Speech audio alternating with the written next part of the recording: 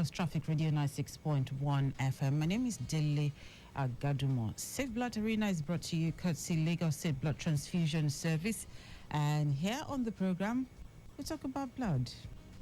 Yes.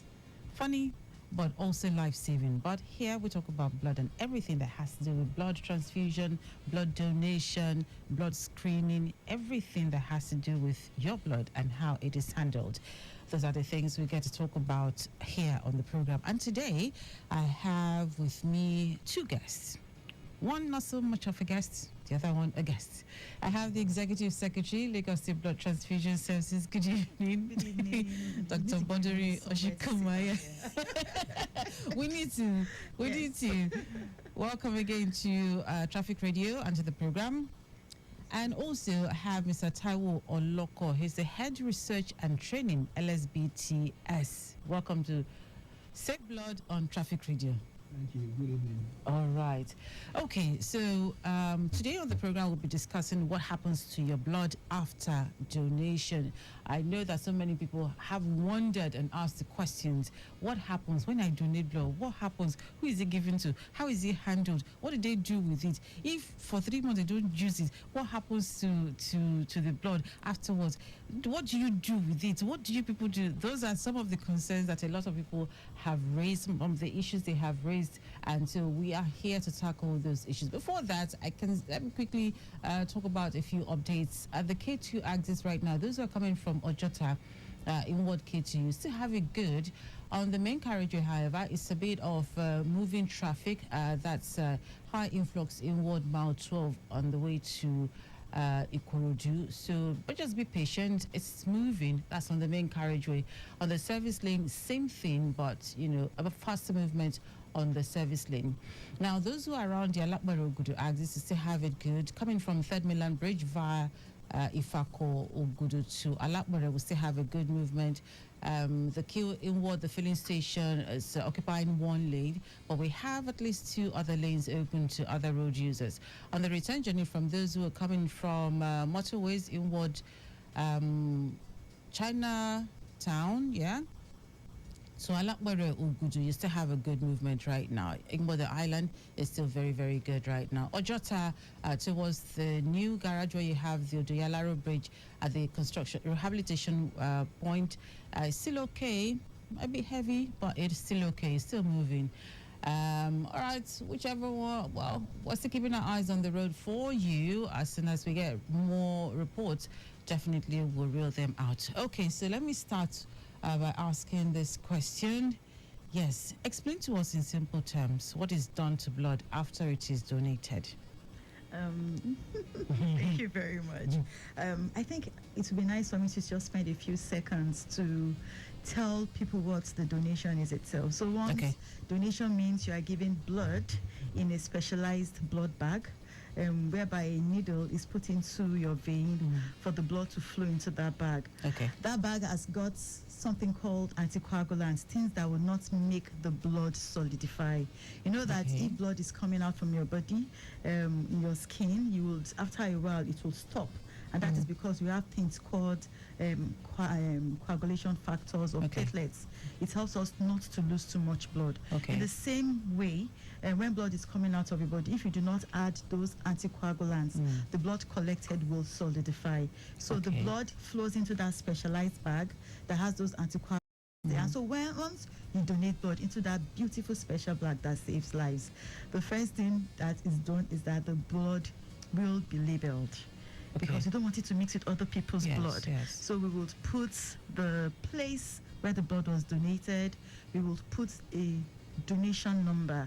We know that our donors, even though it's a good thing to donate blood and they are heroes, we still do not put their names on the blood bag.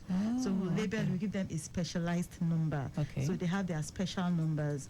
For that particular donation, they get that number, and then blood must be taken to a place where it will be processed. In between the place where the blood is donated to where the blood must be processed, must be put in special conditions. So if it's just maybe a single bag, or the blood will not be processed into blood products, it must be kept in cold chain. You know, it's blood. Even though, you know, in our body, our room temperature, our body is warm. But immediately blood comes out, it must be kept cool. Except we want to make products like platelet concentrates that helps blood to it helps to stop bleeding, or fresh frozen plasma. I'm sure people that listen to this program will be very familiar with those words. So if you are going to make those special things that help people to stop bleeding, the blood will be kept in our own normal room temperature. Once it gets to the lab, we keep it together and take it to where the blood is screened. So the blood needs to be screened for HIV, for hepatitis B and C, and for syphilis. And in future, if you need to screen for more, we'll screen for more. So for us to be able to screen that blood, you must go according to the World Health Organization mandate. So we use a World Health Organization validated, mandated equipment. We use, it could either be the ELISA or it could be the chemiluminescence. And I'm always very proud to say that Mr. Governor gave us the approval to use a fully automated system. We are so proud of these achievements based following Mr. Governor's approval on that particular policy. In the same light, while this screening is being done, we need to separate this blood into different things. People that need blood, those components. At the same time, when this screening is done for infectious agents, we screen for all those we separate the blood into those products. Once it is separated and the screening has been done, keeping them in the appropriate temperatures, then the blood must be taken back to the blood bank, where we need to store them together, waiting for the doctors to make a request. So we always say that 1 unit of blood saves how many lives? 3 lives. So the red cells, the one that is red, must be kept in the blood bank refrigerator between 2 to 6 degrees centigrade. The thing called platelet concentrates, that must not, I've talked about it before, it must be kept agitated, it must rock, it's a dancing product. That particular one must be kept at room temperature. And when we say room temperature, we mean between 22 to 26 degrees centigrade. So in our blood bank, you see us putting on the AC, because our normal temperature here, sometimes you go to a room and it's like 30 degrees. So we must put on the air conditioner and ensure that the air conditioner is kept at the temperature between 22 to 26 degrees centigrade. And the fresh frozen plasma, which is always frozen, it is usually kept at least minus 20 degrees centigrade. So it must be kept frozen. So each of those components are stored at different temperatures, waiting for when a patient has a request. So when the patient has a request, what is the first thing we do? The doctors must fill a form. It is only a medical doctor that can make a prescription for blood. It's like drugs. It keeps us alive. So the doctors make a prescription for the blood, it gets to the blood bank, and our medical laboratory scientists will process the blood. They will do a compatibility test, which is grouping and cross-match, to ensure that the patient's blood, that is the patient that needs the blood, is compatible with the donated blood. And so we don't want any blood transfusion reactions. So ensure that there is a card that says, because once it is done, there will be a card, another labeling put on top of it to ensure that you know that the blood is compatible with the person that is going to be transfused with the blood. But it doesn't stop there. in between, especially when you come to the Lagos Blood Donation, every unit of blood that is donated is also checked for their genotype. We do an hemoglobin electrophoresis. It's one of the added advantages of being a voluntary blood donor at the Lagos Blood Transfusion Service. And then when the blood request is made, the compatibility test is done, it is relabeled with a sign that it is compatible, including the patient's number, the patient's blood, patient's blood group, the donor's blood group, the patient's hospital number. We don't want any mistakes. We don't want to say that, oh, there was a mistake while documented, or maybe there were a lot of people asked for blood at the same time and the blood was mixed up. Once all that is done, it is taken to the ward, where at least 2 healthcare personnel look at the identifiers. So a doctor and a nurse or 2 nurses will look at the blood. Oh, this blood belongs to Bodunrin or Oshikomaya. Is that what is on the form? They both look at it together. Yes, the name's tally. Okay, she is B positive. Oh, the blood is B positive. The donor. So you must look at those identifiers to be sure that there is no mistake, so that we prevent what we call the blood transfusion reactions. And really, everything about this process goes from end to end. The blood must be kept in the appropriate temperature. You must do a lot of investigations on the blood. It's not just the infectious agents like HIV we check for. We do the blood group, we do the genotype, and we make sure that whosoever is being transfused with that blood has safe blood. So, I got a surprise information as you were speaking that those bags are actually not empty. They are not empty. That was actually not empty, because when you look at them, they look empty. But now you said they contain anticoagulants. Yes, and it's a transparent fluid. So if you don't look closely, you won't know. You wouldn't know. Yeah. And that is why I always tell people that, look, it's not just the full bag that is collected. We're only collecting about 450 mils of blood from you. Okay. Some people even a bit less, because it depends on the make of the bag. Some of the bags will have an anticoagulant of 60 mils. Some can even have it higher to about 100 mils. It depends on the manufacturer. So the old bag is usually be doing maybe 430 to 450 mils of blood is collected, which will mix in the bag to ensure that the blood remains fluid and not solid after a while. Okay, so how would you explain the term vein to vein? Okay, vein to vein is I don't know where you heard that word from, but it is a very, very technical word in the blood transfusion world. Understand? So it's vein. You are collecting blood from somebody's vein, a donor, and you must ensure that it is transfused in another vein. So the processes between the blood collection to the time it is transfused is really, really important. As I said, the testings, the cold chain, or the appropriate temperature it is put, the way we even move the blood from place to place. When we put the blood in, when we are moving the blood, we mustn't shake the blood too much. Because if you shake, it's like eggs, it's really fragile. We don't want those red cells to break and things like that. So it must be kept, it must be moved with care. Look, it is gold, it's living gold. So we must really pamper that blood. So all the things we do from the time the blood is collected to the time the blood is transfused in whosoever needs it is called vein to vein. Oh, okay, cool. All right, so then for all these tests, when the blood is collected, the test, all of the testing processes that it has to go through, who pay to ensure that that process is safely done? And then what is the role of the state government to ensure the availability and affordability of safe blood? So when you talk about money and blood, they are very sensitive very, very issues. important too. You are giving me heads up before coming there. But I like the way you've asked. It's really something that we need to talk about at all times. So all the things that is done for the blood is what we call a screening costs. So when you go to the state hospitals, they'll tell you that we need to give you a bill to cross-match the blood.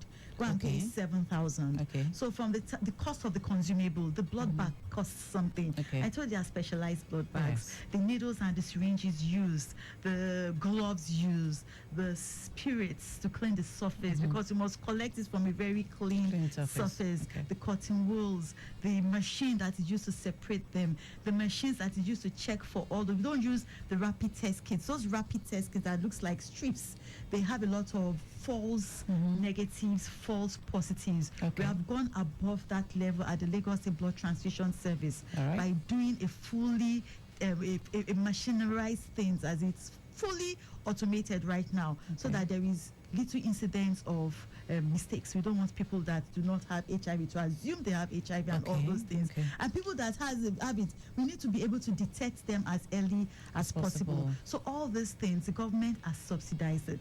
If you go to private blood banks, for examples, or you go to some federal government institutions, they give out blood at triple or even quadruple the price they give it. And it is because of the benevolence of the Lagos State government. So they give an additional fund to the people that screen and to hospitals to be able to afford that blood. We know that blood is life. People give blood free of charge. And so we must do our best to ensure that they also get that blood in the best affordable way. So many people pay out of pocket, and we encourage people, I'm not here to talk about, but it's part of it. I encourage people that they should register with the health insurance. Because if you register with the health insurance and there's a need for blood, you can get blood through them without paying out of pocket. You will barely know that you even had a transfusion because everything goes seamlessly. So that is the reason most people pay out of pocket, so they feel the effect of it. It's like you are, and then paying for those things are like you are doing an investigation. You are not feeling fine, go to the hospital, you do an investigation. You need blood, and investigation must be done on that blood. And we pay for the investigations we do. So we also request and ask that you pay for the investigations for the blood. But despite it, I can assure you that more than 70% of the cost of the blood has been taken over by the Lagos State government. Okay. All right. Cool. So let me speak. Let me have a chat with our new guest, the head research and training, Mr. Taiwo Oloko. So take us through if there are standard operating procedures and guidelines to ensure the processes that are done in line with international best practices. What are those processes? What are those standard practices that ensures safe blood? Okay, thank you. There are global standards for blood transfusion practices. Okay. And Nigeria, as a member of the global community, it also has keyed in at several levels into that. So the Lagos State Blood Transfusion Service in January 2023 inaugurated a technical working group to develop processes, procedures, and guidelines that are going to be at the international standard, global standards. And they have developed over 30 protocols according to international best practices so far. And all staff are trained on the standard operating procedures, and they have hands-on assessments done during monitoring. There's a regular monitoring of activities that goes on in all the Lagos State blood banks and screening centers and other related centers. And so everybody that has something to do with blood is taught and is monitored on these international best practices on a continuous basis. Okay. So for people who are probably listening for the very first time, maybe you could put us through, let us have one or two of those guidelines so people would better understand that at LSBTS, the best practices are followed, the WHO standards are followed. So let's have maybe one or two of them and talk about them. Okay, let me give you one, a very common one. A lot of times, a patient or the attendant from the ward comes to the blood bank with a blood form, a request form, and a blood sample. And then the scientist on duty sees that the blood form is not well labeled, or the blood sample itself is not labeled at all. So the standard operating procedure, according to best international practice, is to withdraw that, collect the sample, give the person a fresh empty bottle to go and get a fresh blood sample from the recipient. From the donor. From the recipients. Will the person want to donate? Well, the problem with that is just a small bottle, like 2 mils or 3 mils of blood. To match not the donation. To match. Now I'm talking about the patient now. You know, so it's not the donation. No. So the standard procedure that is on ground at LSBTS, because once a blood sample is not labeled, you don't know who has it. You know, and to avoid errors and to prevent errors being transferred to the recipients, they have to get a fresh sample.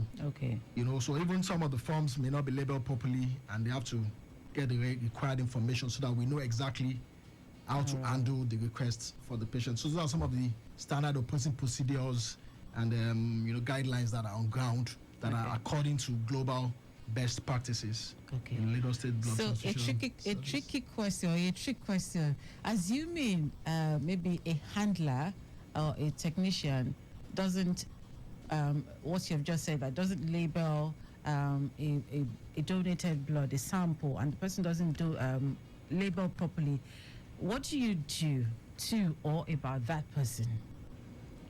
Okay, at the donation level, there are two different things. Now, what I said earlier is not at the donation side, it's at the bedside of the patient. A sample is sent to the ward, to the blood bank rather. What the question you ask now is about during the donation process.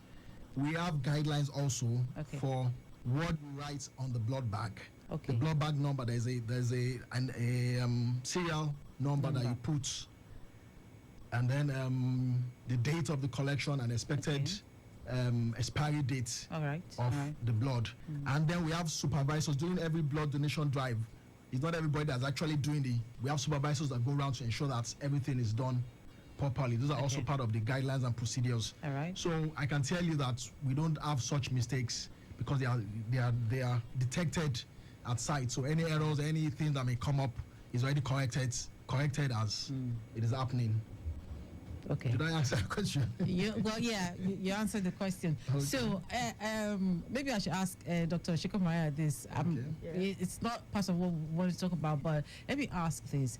At the various blood banks and with LSBTS, has the thought of using AI come up when it comes to the standard practice of handling blood and the labeling and cross-checking and cross-matching? I'm happy has it happened? Okay, I'm very, very happy. So let's briefly talk about, because right now almost all areas of life we're going AI. Yes, AI. Yes. So AI at our hand is full automation of our services. So for the past 3 years, we have been making blueprints of automation, and that's how we even got to the screening part. So following these plans, we're like, where is the most technical part? Which one will give us? Let's start with automation. So in the screening services, so we have thought about it really, especially with this dwindling staff retention rates, with people that we have trained leaving. That is this Jackpot syndrome. We have come to that level of doing involving AI in our services. We are in the process with Ministry of Innovation, Science and Tech getting an approval for a design already. And I can tell you, whisper it to everybody, it's called Emo Central. I'm just whispering it to you. I don't want them to hear. So we already have it on board. Once we get the full approval, it has gone through several processes. Once we have that full approval, all our services, from the time the blood is collected, will be documented digitally. And then by the time you see the blood, you can even take your phone and scan it to see, who donated this blood. By the time you are seeing the samples, because the samples is from the world might be a little bit more difficult, but we can also have the request for blood from the wards documented in an electronic medical format, in a blood inventory management system. So there will be no problem of, did you fill the form well? Is that the sample you are supposed to bring? Everything will be done as an inventory system. And even much more, look at sheep. We are also excited about the sheep that is coming up already, which is the health information platform that the Ministry of Health has brought up. And this particular platform is like an adapter. It will connect all the blood banks. It will connect the hospitals with the blood banks. So if you need blood in Hospital A and they don't have it there, you can send a message online and Hospital Z hears that this is what you need. We don't have to start going back and forth. It reduces the turnaround time for availability of samples. So I'm really excited about this. So many things are going on. SHIP, Smart Health Information Platform. Smart. It has been on. We had a free launch recently. And I also know that InterSwitch is working with this particular hub to make things easier. So there's too many things happening in the health sector. I'm excited about it. It's coming up soon. I'm looking forward to it. I'm tired of doing things manually. And every staff at DTS, we are all looking forward to it. Fantastic. So I'm glad I got to ask that question. All right. So final word to our listener who are thinking or who are still debating and asking, I don't believe them, Jare. They tell me that they do this with my blood, and if they're not using it, and I know that, I think it was sometime early this month or sometime last month, we also talked about the fact that there are some patients who request to know the name of the person who donated blood to them. And I think you said, yes, sometimes confidentially those names are revealed, but ordinarily you don't do that. Yes. Well, if there's a personal request for that, it is done for that patient, at least to be appreciative or something. Yes. I think so. So final word to those who are still thinking and who are still considering if they're going to donate blood or not. what would you want to say to them to assure and reassure them that they are in safe hands? Okay, thank you. It is a wonderful thing to save a life. You can't quantify the reward for saving a life. Okay. We are very spiritual people in Nigeria. Oh yes, very. A lot of times God saves you from a danger, you just get a blessing that you're wondering, what did I do to get this? It could have been the blood you donated. Okay. So please let us take this thing as something that is important. Okay. You're not going to lose anything. You're going to gain. You don't lose by saving people's lives. And look at it, one donation can actually save 3 lives. Yes. So you can't lose anything. There's nothing lost. Okay. Rather, it's positive. So please, I encourage everybody out there, everybody that's eligible to donate, please go out there to the nearest general hospital and Lagos State Blood Transfusion Centers. Okay. And donate blood and save lives. Okay. Thank you very much. And to Dr. Oshikomaya, do you have anything to add to it? Donate blood, save lives. Save lives. Okay. Okay. Be a hero, save lives. Thank you and so much. I also want, I think I should say this, Okay. just to mention that if you are concerned about what happens to the blood that you do, the Lagos Blood Transfusion Service Center, especially the one at Bagada, is open for everybody to know the processes of the process involved in making their blood safe. We have welcomed students to come and see. We have welcomed corporate and non-corporate organizations. You can walk in, just say, oh, please, I would like to know what happens to my blood. Or donate that blood, and then you follow through with the blood. Okay. All right. So you have heard, you've been assured, and I'm sure that you have been reassured as well, that once you donate, you can go there and then tell them what you want to know, the process, and it will be explained to you. In fact, they'll take you through. You'll see. They'll take you through the process, so you understand it. Thank you very, very much, Dr. Bodunrin Oshikomaya, for coming, and also Sir Taiwo Oloko. Thank you very much for being on the program. Thank you. Well, we have been discussing what happens to your blood after donation on the program today, and we hope you've been able to learn 1 or 2 lessons. I have learned something, that bag is not actually empty, so it contains anticoagulants that helps keep your blood, intact. All right, so my name is Dele Agadumo. Thank you very much, everybody, for listening. Don't forget, if you need more information, you can go to the Facebook page of the LSBTS. It's Lagos Blood Transfusion. And on Instagram, it's Lagos State Blood Transfusion. On X, formerly Twitter, is Lagos BTS. And the telephone number is 0806 920 7914. Again, 0806 920 7914. A big thanks goes to Victor Terry, and not forgetting our executive producer, Taiwo Akonle. My name is Dele Agadumo. Thank you for listening.